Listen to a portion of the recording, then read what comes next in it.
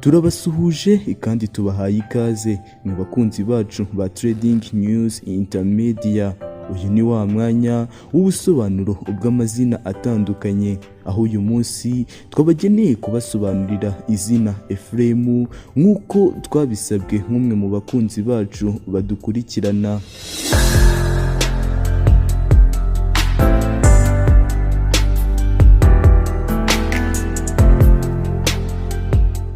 Tudatinze rero, izina EPHRAIM ngo ni izina bita umwana w'umuhungu, rikaba rikomoka ku rurimi rw'igiheburayo.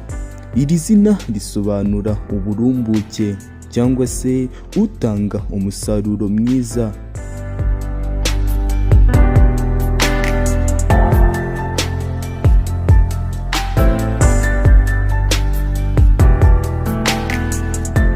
Bimwe mu biranga aba bitwa ba EPHRAIM, ngo ni umuntu ugaragara nk'utuje, ngo witangira akazi, ngo kandi udakorera ku jisho.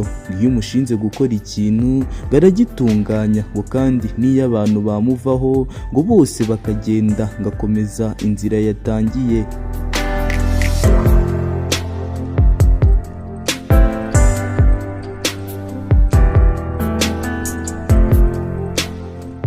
Nanone EPHRAIM ngo ni umuntu usigasira inshuti ze, ngo aba yumva bigoye kubaho adafite abantu yita inkoramutima ze, ngo aba ashaka ibintu bikozwe kuri gahunda, ngo akabishyira ku murongo, ngo ndetse iyo bitagenze neza uko abyifuza ngo agaragaza uburakari, ngo ariko ntibujya bumara igihe kinini.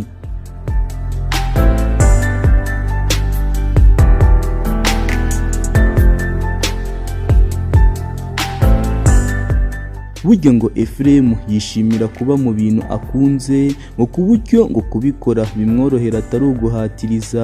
Iyo umutegetse gukora ikintu ngo akenshi biramunanira, ngo cyangwa se ntagitunganye kuko bitamurimo neza.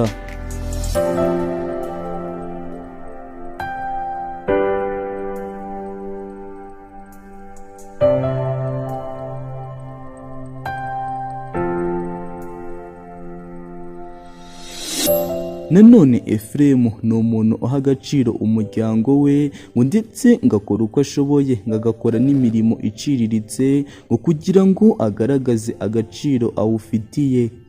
Mu rukundo EPHRAIM ngo ashaka ko inshuti ye cyangwa se umufasha we ngo amwitaho, akamukorera buri kintu cyose akeneye. Nk'ibiganiro birimo kugirwaho impaka bitamunyuze muri we, ngo ntiwakumva ijwi rye, ngo aba acecetse cyane, ngo kuko aba yumva ngo kubijyamo ngo ari uguta umwanya kuri we.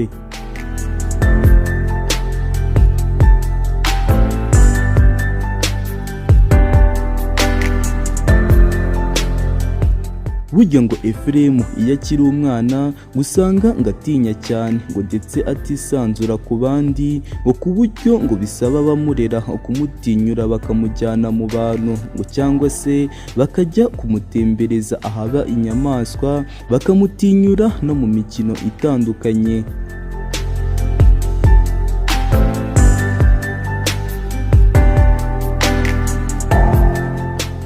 Ibi ni bimwe mu biranga aba bitwa ba EPHRAIM, akaba ari izina bita umwana w'umuhungu. Iri zina tukaba twararisabwe n'umwe mu bakunzi bacu badukurikirana ko twarimusobanurira. Nawe niba wifuza ko twagusobanurira izina wifuza, watwandikira hasi muri comment, ubutaha tukazakurebera.